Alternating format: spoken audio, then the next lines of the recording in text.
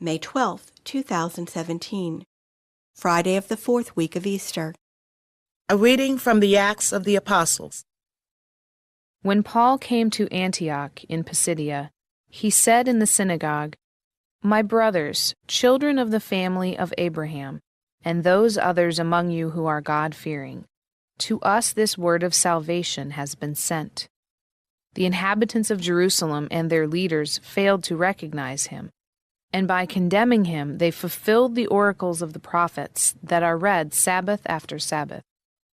For even though they found no grounds for a death sentence, they asked Pilate to have him put to death. And when they had accomplished all that was written about him, they took him down from the tree and placed him in a tomb. But God raised him from the dead, and for many days he appeared to those who had come up with him from Galilee to Jerusalem. These are now his witnesses before the people. We ourselves are proclaiming this good news to you, that what God promised our fathers, he has brought to fulfillment for us, their children, by raising up Jesus. As it is written in the second Psalm, "You are my son, this day I have begotten you." The word of the Lord. The responsorial psalm. The response is, "You are my son, this day I have begotten you." I myself have set up my king on Zion, my holy mountain. I will proclaim the decree of the Lord. The Lord said to me, "You are my son, this day I have begotten you." You are my son, this day I have begotten you. Ask of me, and I will give you the nations for an inheritance, and the ends of the earth for your possession. You shall rule them with an iron rod. You shall shatter them like an earthen dish. You are my son, this day I have begotten you. And now, O kings, give heed.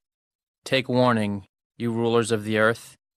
Serve the Lord with fear, and rejoice before him, with trembling rejoice.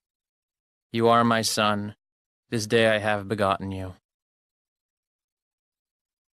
A reading from the Holy Gospel according to John. Jesus said to his disciples, "Do not let your hearts be troubled. You have faith in God. Have faith also in me.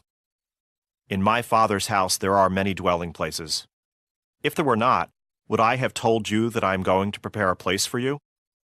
And if I go and prepare a place for you, I will come back again and take you to myself, so that where I am, you also may be. Where I am going, you know the way." Thomas said to him, "Master, we do not know where you are going. How can we know the way?" Jesus said to him, "I am the way, and the truth, and the life. No one comes to the Father except through me." The Gospel of the Lord.